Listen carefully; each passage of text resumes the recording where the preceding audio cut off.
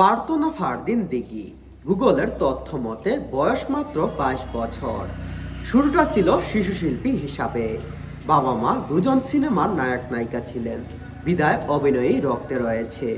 2006 সালে মাত্র 2 বছর বয়স থেকেই টিভিসি সিনেমায় অভিনয় করেছেন তিনি। অথচ বড় হয়ে এখন সিনেমা, নাটক কোনোটাতেই তিনি রাজত্ব করতে পারছেন না। অন্যদিকে মেহজাবিন চৌধুরী বিদেশে থেকেছেন, দেশে ফিরে লাক্স সুপারস্টার হয়ে অভিনয়ে যাত্রা শুরু করেন 2009 সালে। নাটক থেকে সিনেমার জন্য এত বছর জিতলেন মেরিল প্রথম আলো পুরস্কার।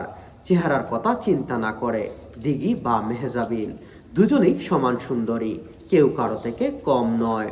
দিঘির পরিবার থেকে পেয়েছেন সিনেমার সুযোগ, অভিনয়ে তাদের পারিবারিক ধারাই ছিল, কিন্তু মেধা এবং পরিশ্রমের অভাবে তা ধরে রাখতে পারেননি। বাইরের জগৎ থেকে যেখানে দেখে মেধা আর পরিশ্রম দিয়ে নিজের অবস্থান তৈরি করেছেন। এখন সে বাংলাদেশের সেরা অভিনেত্রীর একজন মেহজাবিন চৌধুরী। শুধু